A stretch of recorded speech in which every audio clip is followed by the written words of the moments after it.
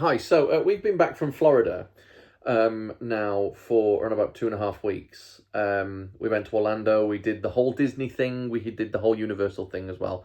And that's what I wanted to talk about today because I'm quite scared of theme park rides. I'll go on them if they go forwards, I'll go on them if they go sort of sideways and all of that stuff. But if they go backwards or if they go upside down, then that's not for me. It's not an experience that I want to live through, to be honest with you. But I wanted to do a video today for people like me who probably worry about going to big theme parks like the ones in Disney World and Universal over in Orlando. Hello, it's me from the future. And not only is it me, it's also Betsy the dog as well. Here she is. So we're both going to give you some context. Can I help you? We're going to give you some context into the point that I'm trying to make in this video that I've put together. My head wasn't in the right place the other day when I started this video, so I felt like I was a little bit all over the place. But my point that I'm trying to make is that the video that I'm showing you today and the list that I've put together of top 10 theme park rides, it's designed for people who are like me, who don't like going upside down on or backwards on theme park rides. I'm not sure if I explained myself very well in this video, but we're just going to go with it. I think you'll understand the point as we move along. I'm going to go now and carry on being licked to death by this dog. I'm going to carry on editing this video. I hope you enjoy it. Please subscribe and all of that stuff. Anyway, back to me from a few days ago. I am here to tell you that you can go over there and go on theme park rides that don't go upside down. Put it this way.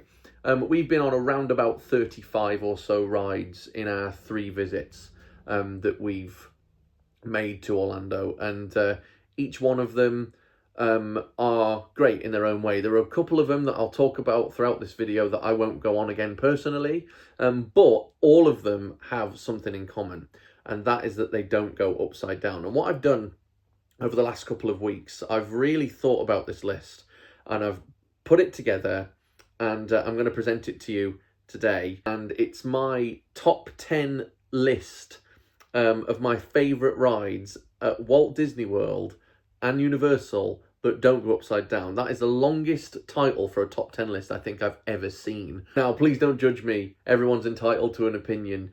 I say that because you're about to laugh probably about what is in 9th place on this list. And originally it was just going to be a list of 9 rides because I couldn't think of a 10th place. But I've since thought of a 10th place. And that is Soarin'.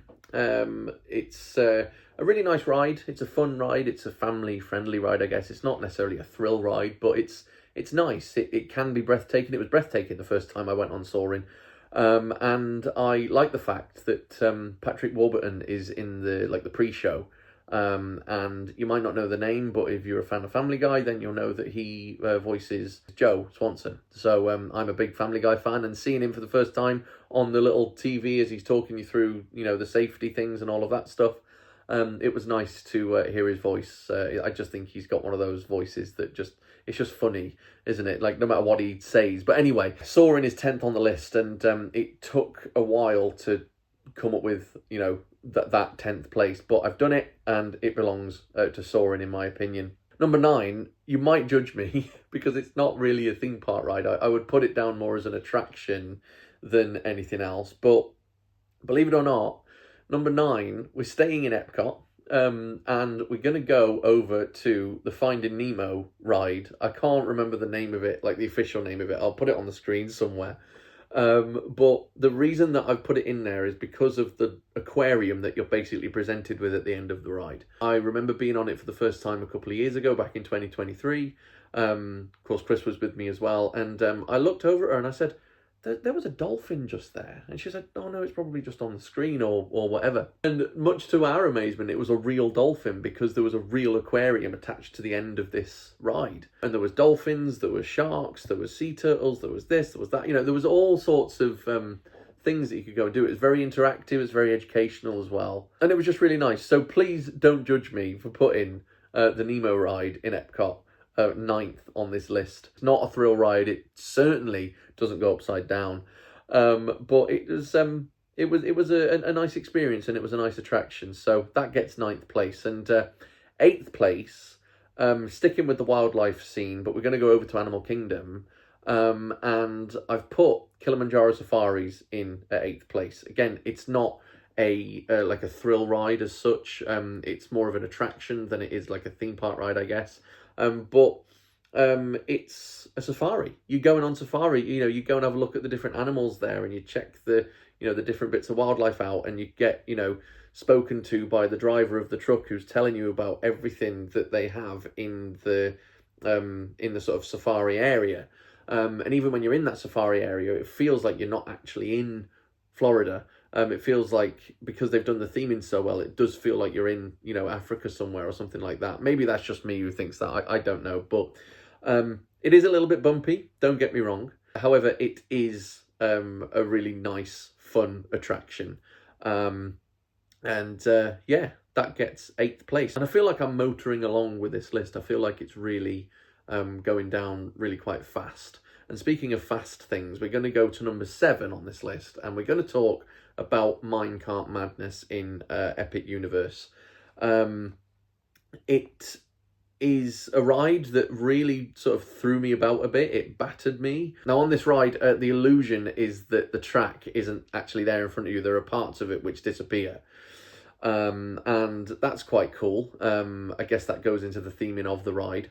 But it's just a really fun ride. It did beat me up. It really did. I mean, I think my legs were a little bit bruised from it, to be honest with you. But yeah, it was a fun ride, and it gets number 7 on the list. Now, number 6, it is also a little bit bumpy, and I described this in my Animal Kingdom video as being a little bit more violent than the last time. That's Dinosaur. Now, Dinosaur is a ride that, unfortunately, I don't think we're ever going to be able to ride again. So when we went back to Animal Kingdom, this time we knew that we had to ride it because it's closing, I think, early in 2026. And it was just, it was fun to be on it. But again, it just gets more violent. Like, you don't go upside down, of course, because it wouldn't be in this list otherwise. But it's just a really fun attraction. It's a family friendly thing, that the animatronics are really cool on it. And also, when you're waiting in the queue as well, you've got things to sort of read and to learn about and stuff, and you are presented with a dinosaur. And yeah, that takes 6th place. And I really am motoring through this list, aren't I? I can't believe how quick this is. I thought I was going to be rambling for like an hour or something like that. But coming in at 5th place, we're going to go to Magic Kingdom, and we're going to go on the Seven Dwarfs Mine Train.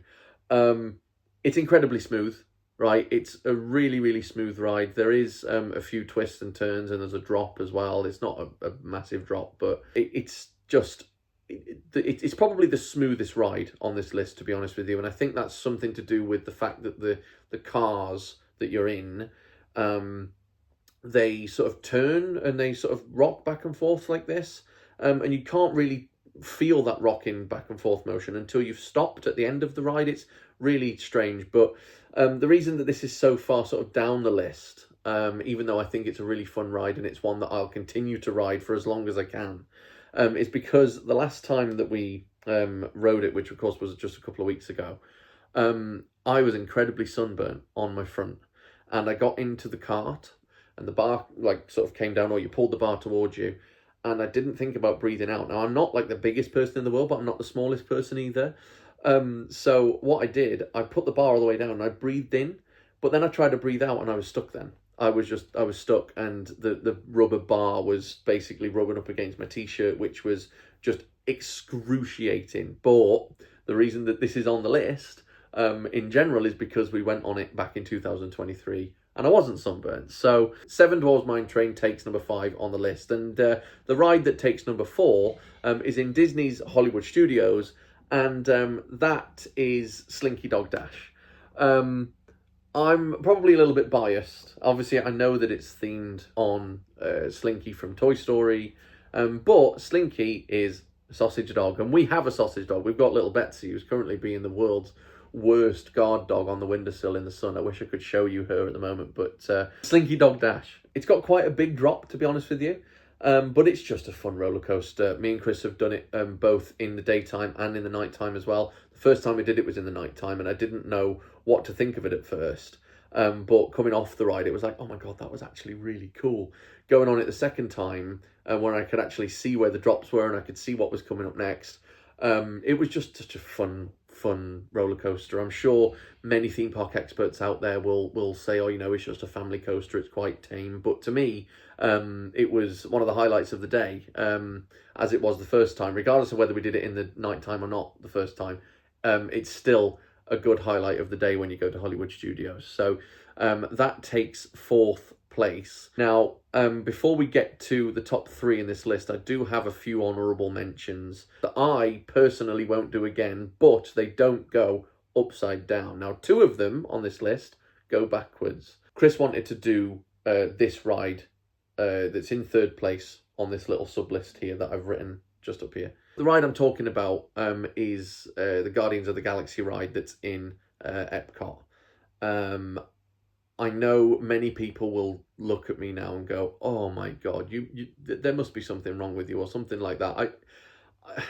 I just didn't like it. I didn't like the backwards launch. I didn't like the spinniness. You don't necessarily spin around on the spot. It's so weird to explain. So let's say you're going around to the left.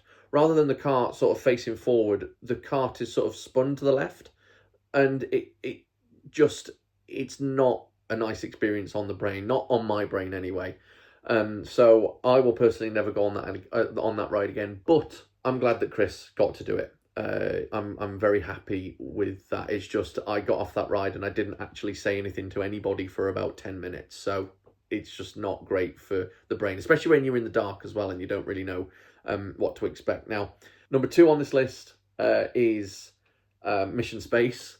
There are 2 journeys that you can take. I think one is the green sort of journey or the green path or whatever title it is, whatever it's called. I'll correct myself on the screen. But there's also a red journey that you can take, which is what we did because I thought that I could do it basically. But no, I was way too overconfident with that. And it doesn't go upside down or backwards, but it essentially simulates a rocket launch, and then it simulates weightlessness, and it's horrible. It made me feel so just sick, and just I didn't like actually throw up, but like I felt really uneasy after it for a good portion of the rest of that day. And number 1, I'm very sorry to say this because I know that it is a popular ride, but I didn't like Expedition Everest in Animal Kingdom and I won't go on it again. The forward bits were absolutely fine, the drops were absolutely fine, but the going backwards part was horrendous, and it was probably worse than the feeling that I had in Mission Space. Well, it must have been worse because I've put it at number 1 on list of rides that I'll never ride again. I knew that it was going to go backwards. I just didn't realise the feeling that it was going to give me going backwards. My head just felt like it was just crushed, and it's just the feeling that it gave me. It was just horrible. Like I felt like my brain was going to pop. It was just really bad. I'm sure someone somewhere can let me know what that feeling is. And whatever, but it was the closest I've felt ever in my life to passing out, which is a feeling that I'm trying to avoid when going on theme park rides or doing anything in my life. Obviously, no one wants to pass out, do they? But yeah, those are the 3 rides that I'll never go on again in Orlando. And some of them, I was holding out hope for Guardians, for example, but it just, I don't know, it tipped me over the edge. All of them tipped me over the edge in their own unique ways. But with that out of the way, we come to the last part of this video, and I want to talk about my top 3 favourite rides in Orlando. I'm just going to start number 3 straight away. We're going to go to Epic Universe, and we're going to go into the Isle of Berk, and I'm going to say that Hiccup's Wing Gliders was amazing. It was absolutely spectacular. Normally when I go on rides, right, I'll keep hold of the lap bar and I'll keep hold of it for dear life, regardless of the fact that I like some of these rides and and I have great experiences. I can never let go of the bar. And I remember I was going like over one of the dips and I was like, oh, I'm going to let go. And Krys looked at me as if to say, oh my God, yeah, let go. And she was like, well, hey, but I just couldn't bring myself to doing it. But Hiccup's Wing Gliders was, I can't explain how good of a ride it is. it's brilliant having seen the 3 films and knowing what was going on and knowing what everything was, knowing who Hiccup was, knowing who Toothless was. Like, everything on the ride was just brilliant. And it was one that I wanted to do again. But to be honest, you'll be lucky to do rides in Epic Universe more than once because of the wait times at the moment. And also, when there's not wait times, there are faults with the ride. Like, we waited, I think, all in all, we got let in the park at 9 o'clock in the morning. And we didn't get on Hiccup's Wing Gliders until I think around about 10 to 12 in the morning. So we waited a fair amount of time. And that was because Hiccups had actually broken down and they were testing it and all of that stuff. And there's been a lot of teething problems in Epic Universe. And luckily for us, like the day we went, it weren't that bad. We managed to do the things that we wanted to do. But other people have experienced like long wait times and all of that stuff. So I can understand the frustrations. But yeah, Hiccups Wing Gliders, absolutely fantastic. Now, coming in at second place, and we're nearly there, I promise. I'm sorry for rambling so much, but in second place, Tron in Magic Kingdom. I don't know what it is with these rides. I think it's because of the pre-match nerves. You know, you get in your own head. I mean, I get in my own head. You know, I'm Googling whether it's going to, you know, be all right or whether I'm going to pass out or die on these rides or whatever. And then when they happen, you just get this rush of adrenaline when you're on them. And it's like, oh my God, this is amazing. And I remember going on Tron, absolutely bricking it that this launch was just going to be way too quick. And it was a fast launch. But I remember going from worrying to go into this person who was just having the best time of his life. It's not long enough. It's honestly not long enough. But Tron, for me, was just, it was special. I recommend it to anybody. It made me feel things. I remember going on the ride and it launching us, and I was just like, oh my God. And I shouted over at Krys, and I was like, this is amazing. I want to do it again. This is just great. And I didn't get over that feeling. Like, you compare that to an experience like Guardians where, you know, I was just dizzy for a little bit, or, you know, Mission Space where I felt like I just needed to lie down for, you know, ages. You know, with Tron, I wanted to get straight out of the ride and go straight back in again. Like, it was just like an amazing experience. It is a dark ride for a portion of it, but it's just phenomenal. And like I said, it's just too short, but Tron takes second place. Now, with that glowing review of Tron, you might argue, well, why haven't you put that at the top of the list? And that's because there has been a ride in Orlando that we've ridden 3 times now that has taken the top spot of my favourite rides in Orlando for as long as we've been riding it. And that's Flight of Passage in Animal Kingdom. It is absolutely sensational. It is emotional. It's breathtaking.